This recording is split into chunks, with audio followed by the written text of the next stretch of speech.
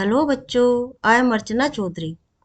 आज से हम एक नया चैप्टर शुरू करेंगे। Chapter 7, diversity in living organism. Diversity means होता क्या है? डायवर्सिटी मीन्स विभिन्नता। जैसे हम एक एरिया में रहते हैं तो वहां पे विभिन्न टाइप के ऑर्गेनिज्म देखने को मिलते, माइक्रोस्कोपिक ऑर्गेनिज्म से लेकर बड़े बड़े प्लांट और एनिमल तक बहुत सारे ऑर्गेनिज्म होते। ये क्या है डायवर्सिटी? सबसे पहले अरस्तु एक ग्रीक साइंटिस्ट थे जिन्होंने जो ऑर्गेनिज्म है उनको डिवाइड किया दो पार्ट में। एक तो वो जो लैंड पे रहते हैं, एक तो वो जो लैंड पे, और एक वो जो वाटर के अंदर, मतलब जो एक्वेटिक है और टेरेस्ट्रियल है। Animal that live in sea include corals, whales, octopus, starfish and shark.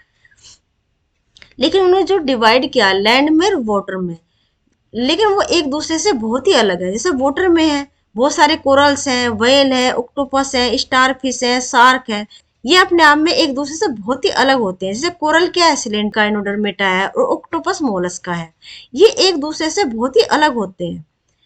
We can immediately see that they are very different from each other in numerous way.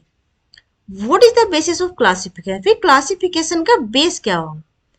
Classification का base क्या हो? Classification actual में क्या है? Grouping. एक grouping होता है simple से कॉम्प्लेक्स की तरफ। तो उनका बेस क्या हो? क्या यूकैरियोटिक सेल हो? यूकैरियोटिक मतलब karyon. Eu means good, karyon means nucleus, मतलब जिनके अंदर एक मेम्ब्रेन बाउंड न्यूक्लियस हो। और एक होते हैं प्रोकैरियोट जिनके अंदर न्यूक्लियस मेम्ब्रेन बाउंड नहीं होता है, सिर्फ डीएनए का मॉलिक्यूल होता है। डीएनए का मॉलिक्यूल होता है, मतलब उसमें प्रोटीन नहीं होती है और मेम्ब्रेन भी नहीं होती है। और यूकैरियोट में एक सुविकसित न्यूक्लियस होता है। Do the cell occur single or they group together? या इसके बेस पे क्लासिफिकेशन हो, मतलब सिंगल सेल है या बहुत सारी एक जगह सेल मिलकर एक टिश्यू बनाया है। Do organism produce their own food? क्या ऑर्गेनिज्म अपना खुद खाना बना रहे हैं? मतलब क्या वो प्लांट है? थ्रू फोटोसिंथेसिस, मतलब फोटोसिंथेसिस के प्रोसेस से प्लांट क्या करते हैं? अपना फूड खुद प्रिपेयर करते हैं। दूसरे एनिमल होते हैं, वो हिट्रोट्रोप होते हैं। एक हायरार्की क्या होता है? A system or organization that has many level from the lowest to the highest, मतलब जैसे बहुत सारे लेवल हो, लो से हायर की ओर। यही बेस किसका है? क्लासिफिकेशन का भी यही बेस है। जैसे जैसे हम प्रोटोजोआ से बढ़ते हैं कोडेटा की ओर। प्रोटोजोआ क्या है? प्रोटोजोआ से मतलब सेल लेवल से, सेलुलर लेवल से ऑर्गन सिस्टम तक प्रोटोजोआ है, पोरीफेरा है, सिलेंट्रेटा है, प्लेटीहेल्मिन्थीज है, एस्केहेल्मिन्थीज है। ये सब क्या है? इवोल्यूशन है। सेल से शुरू हुआ। सिलेंट्रेटा में टिश्यू टाइप होता है, tissue type organization, tissue level पर ऑर्गेनाइजेशन होता है। जो पोरीफेरा होता है उसमें सेलुलर लेवल का ऑर्गेनाइजेशन होता है, ठीक है। उसके बाद सिलेंट्रेटा में टिश्यू लेवल का होता है। प्लेटीहेल्मिन्थीज में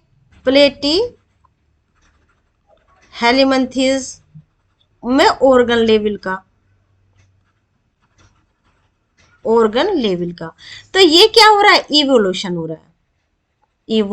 हो रहा है। तो क्लासिफिकेशन और इवोल्यूशन इस तरह से क्या है? इंटरकनेक्टेड है। जैसे क्लासिफिकेशन है इसी तरह से इवोल्यूशन हो रहा है।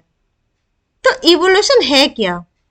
Most life forms that we see today have arisen by an accumulation of change in body design that allow the organism possessing them to survive better.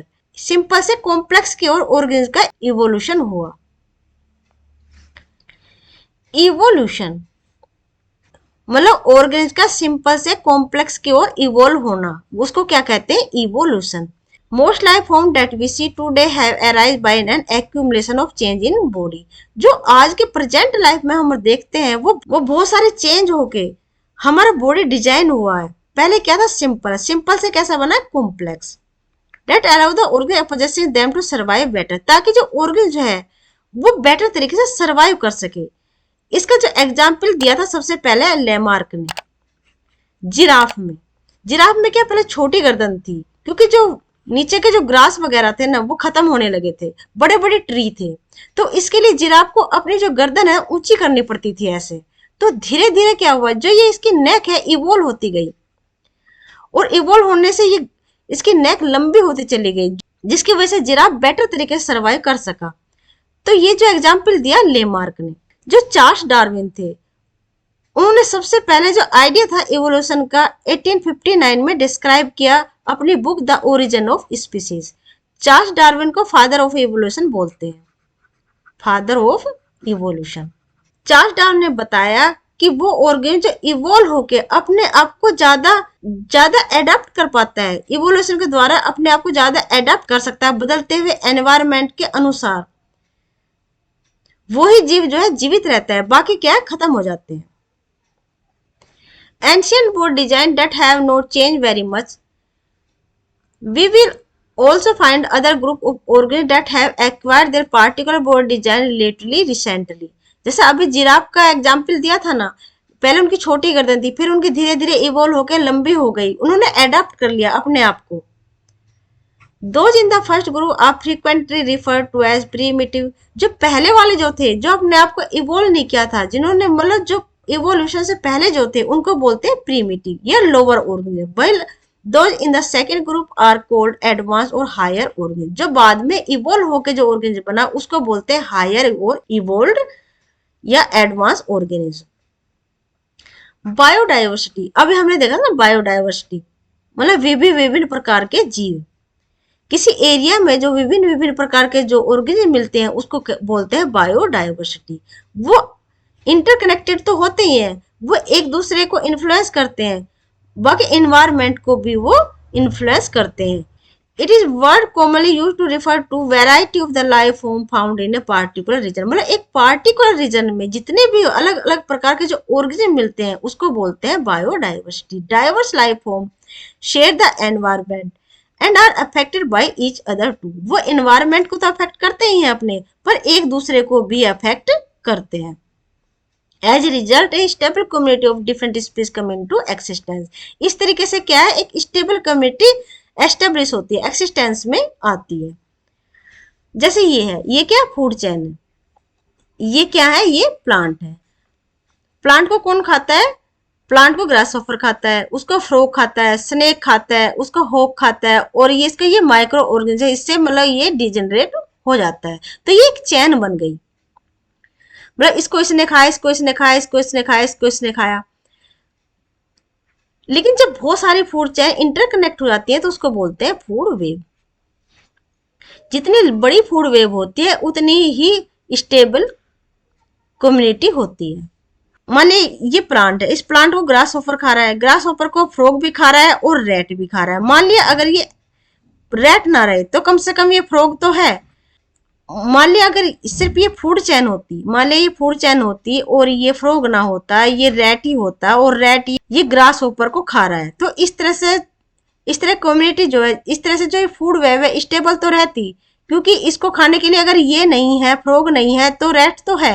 नहीं तो क्या होगा, अगर ये सिर्फ एक फूड चैन होती और ये मान लीजिए रैट खा रहा है और ये रैट खत्म हो जाता, तो क्या होता, ग्रास हॉपर बहुत बढ़ जाते, ग्रास हॉपर बढ़ जाते तो इस प्लांट की संख्या बहुत कम हो जाती है, और प्लांट अगर खत्म हो जाते, कम हो जाते, प्रोड्यूसर कम हो जाते, प्रोड्यूसर की संख्या भी कम हो जाती, जिससे जितनी भी ग्रोस प्रोडक्शन है वो कम हो जाती, जो नेट प्रोडक्शन है वो तो कम हो जाती ना।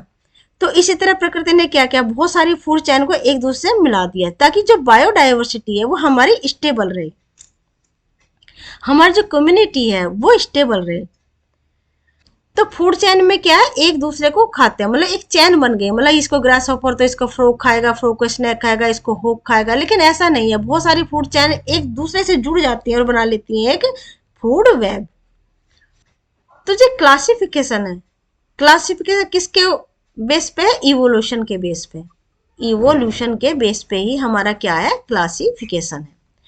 तो सबसे पहले जो लीनियस है उन्हें बायनोमियल नोमेनक्लेचर भी दिया था। किसी भी एनिमल का जो नाम है वो स्पेसिफिक होगा, हर जगह स्पेसिफिक होगा, वर्ल्ड में हर जगह उसे लीनियस ने सबसे पहले द्विनाम पद्धति बायनोमियल कल्चर दिया। यानी कि वर्ल्ड में कहीं भी जाओ उस जीव का नाम, यानी कि वर्ल्ड में कहीं भी जाओ किसी भी एनिमल का नाम समान ही रहेगा। जैसे ह्यूमन को नाम दिया गया होमो सैपियंस,